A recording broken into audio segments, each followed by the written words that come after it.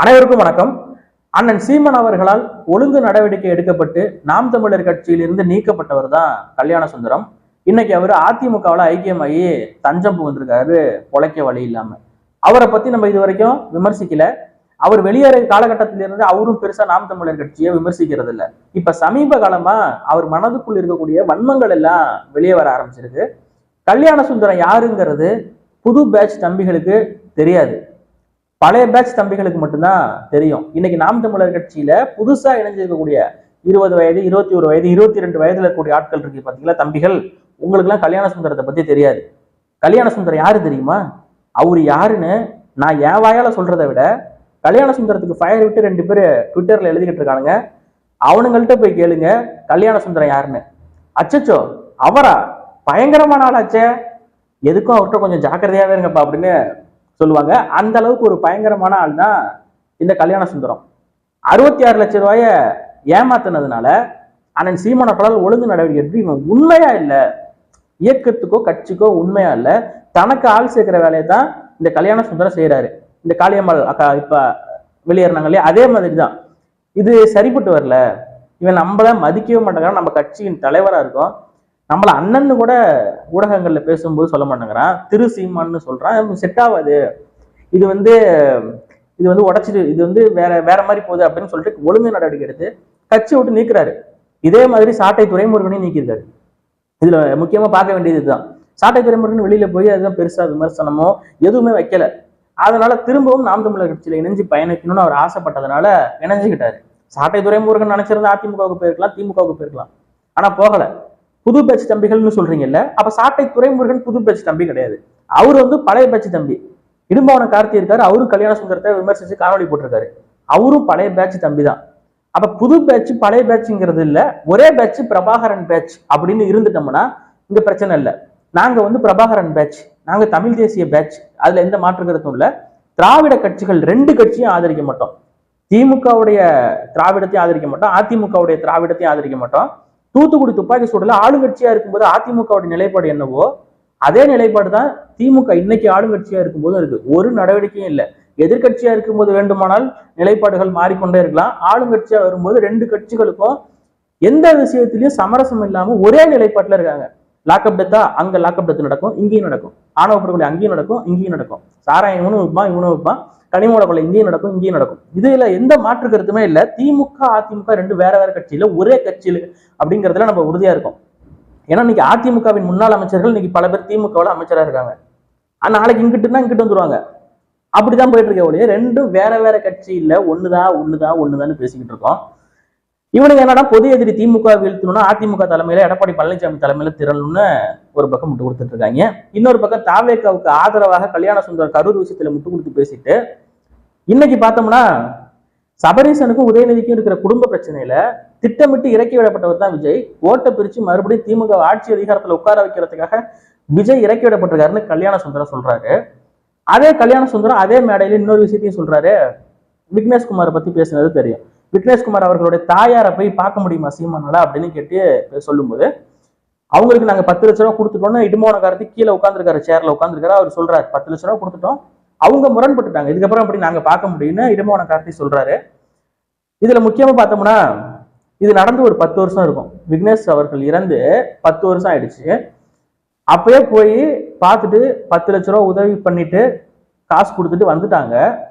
அதுக்கப்புறம் விக்னேஷ் அவர்களுடைய அம்மா இருக்காங்க பாத்தீங்களா, அவங்க தான் முரண்பட்டு அண்ணன் சீமான் அவர்களுக்கு எதிராக பிரஸ் மீட்லாம் கொடுக்குறாங்க. அது யாரால கொடுக்க வைக்கப்பட்டாங்கிறது தெரியும். அவங்களுக்கு எந்த மாதிரியான அழுத்தங்கள் வந்தது, அவங்களுக்கு எதுக்காக கொடுத்தாங்கன்னு தெரியும். அது மாதிரி கொடுக்கப்படுது, அவங்க முரண்பட்டுட்டாங்க. அதுக்கப்புறம் இது நம்ம போய் பார்க்கணும் பேசணும் அப்படிங்கிறது அவசியம் இல்லை. அவங்களுக்கு ஒருவேளை ஏதாவது உதவி தேவைப்பட்டா அண்ணன் சீமானவர்கள் அவங்க பார்க்கலாம். அண்ணன் சீமானவர்கள் கண்டிப்பா கேட்டா உதவி பண்ணுவார், அதுல எந்த மாற்று கருத்தும் இல்லை. மகாமகம் நடக்கும் இல்லையா, கும்பாபிஷேகம், அதுல ஜெயலலிதாவை பார்க்க பல பேர் 100 பேர் செத்து போயிட்டான். நூற்றுக்கணக்கான பேர் ஜெயலலிதா அம்மா குளிக்கிறத பார்க்க தண்ணியில முங்கி செத்து போயிட்டான்.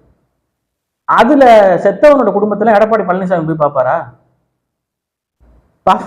இது ஏதாவது லாஜிக் இருக்கா? அப்ப விமர்சிக்கணுங்கிற அந்த வன்ம புத்தி இருக்கு பாரு, கீழ்த்தரமான புத்தி, வக்கர புத்தி.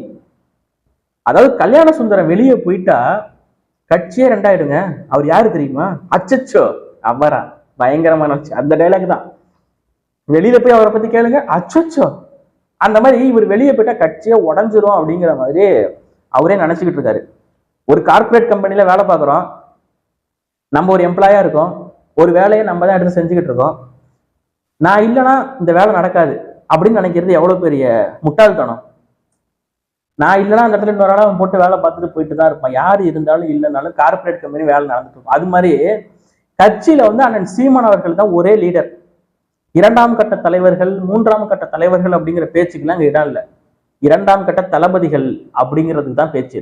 அண்ணன் சீமானுடைய தளபதியாக இன்னைக்கு முக்கிய தளபதியாக சாட்டை துரைமுருகன், இடும்போனம் கார்த்தி போன்ற நபர்கள் அண்ணன் சீமானின் தளபதியாக போர்க்களத்துல அரசியல் களத்துல நின்று ஃபைட் பண்றாங்க. தலைவர்கள் அப்படின்னு கிடையாது. தலைவர்னா ஒரே தலைவர் தான், நம்ம தலைவர் பிரபாகரன் அவர்கள் மட்டும்தான் நமக்கு தலைவர். இவங்க என்னென்ன நினைச்சுக்கிறாங்கன்னா, நம்ம இல்லைன்னா நடக்காது. இன்னைக்கு கல்யாண சுந்தரம் போயிட்டா யாரும் உங்க கட்சியில பேச ஆள் இருக்காங்கன்னு கேட்டுட்டு இருந்தவனுங்களா, இன்னைக்கு அக்கா தாரிகான்னு ஒருத்தவங்க, அவங்க கேட்கிற கேள்வி சொல்ற பதிலுக்கெல்லாம் எதிர்த்தரப்புல பதிலே இல்லை. அந்த அளவுக்கு நாம் தமிழர் கட்சியின் வேட்பாளர் அக்கா தாரிகா அவர்கள் சிறப்பா செயல்பட்டு வராங்க. அக்கா கார்த்திகா அவர்கள் பேரை சொல்ல வேண்டியதில்லை. ஒவ்வொரு வேட்பாளரும் விவாத நிகழ்ச்சிகள்ல திமுக அதிமுக ரெண்டு கட்சிகளையும் கதற விட்டு கதற அடிச்சுக்கிட்டு இருக்காங்க. இதுல கல்யாண சுந்தரம் அவருக்கு என்ன எரிச்சல்னா, நம்ம தான் பேச்சாளர் நினைச்சிட்டு இருந்தா இவர் என்ன ஆயிரக்கணக்கான பேச்சாளர்களை உருவாக்கிட்டாரு அப்படின்னு கல்யாண சுந்தரத்துக்கு எரிச்சல். இந்த கல்யாண சுந்தரம் தன்னை வந்து பெரிய ஆள் போலவும் பேராசிரியர் ஆஹா கல்யாணம் அப்படின்னு சொல்லிட்டு எழுத விடுறதுக்கு ரெண்டு பேர்த்த பெய்டு புரோக்கரா வச்சிருக்காரு. அந்த இதுல என்னது பேரோல் பாய்ஸ் ரெண்டு பேர்த்த உருவாக்கி வச்சிருக்காரு. கல்யாண சுந்தரத்தை பத்தி பாத்தீங்களா? கல்யாண சுந்தரத்தை பாத்தீங்களா? என்னடா பெரிய கல்யாண சுந்தரம் வந்து ஒரு மடக்கு ஊதி தான் கல்யாண சுந்தரம். எல்லா விஷயத்தையும் நியாயப்படுத்தி பேசுறது. தூத்துக்குடி துப்பாக்கி சூடு, அதுக்கு நியாயப்படுத்தி பேசுறது. நடவடிக்கை எடுத்துட்டோம். என்ன நடவடிக்கை எடுத்தீங்க? சுற்றுக்கவே கூடாது. தமிழ்நாட்டின் முதலமைச்சராக இருந்தவர் உத்தரவு கொடுக்காம அங்க எப்படி காவல்துறை அங்க ஆட்டோமேட்டிக் வெப்பனோட போய் மஞ்சள் கலர் டிஷர்ட்டை போட்டுட்டு வாகனத்து மேல ஏறி கண் எடுத்து பொசிஷன் வைக்கிறான். அந்த நேரத்துல உளவுத்துறை ரிப்போர்ட் போயிருக்காது எடப்பாடிக்கு. கரூர் பிரச்சனால நீங்க தான் சொல்றீங்க. உளவுத்துறைக்கு தெரியுமா தெரியாதா? இவ்வளவு கூட்டம் வருமே, நெரிச்சல் ஏற்படுமே, அப்ப உளவுத்துறை தோல்வி அப்படிங்கிறீங்க. உளவுத்துறைக்கு தெரியும் அங்க எவ்வளவு கூட்டம் வரும் என்று உளவுத்துறைக்கு தெரியும்.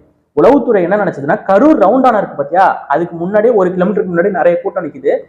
அங்க விஜய் வாகனத்துல பொறுமையா வரும்போது வெளியில வந்து நின்று இப்படி கையை காட்டினார்னா விஜய பார்த்துட்டோன்னு சொல்லிட்டு எல்லாம் போயிடுவாங்கன்னு உளவுத்துறை நினைச்சிருப்பாங்க.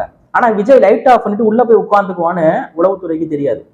உள்ள உட்காந்துட்டு மொத்த கூட்டத்தையும் எழுதிட்டு வந்து ரவுண்டானதுக்கிட்ட நிற்கும் போது ஒரு நெரிசல் ஏற்படுது. காவல்துறையாலையும் ஒன்றும் பண்ண முடியல. அங்க 41 மரணங்கள் நிகழுது. இது உளவுத்துறையோட தோல்வியான்னு கேட்டீங்கன்னா, உளவுத்துறையோட தோல்வி கிடையாது, காவல்துறையோட தோல்வியும் கிடையாது, தமிழக அரசாங்கத்தோட தோல்வியும் கிடையாது.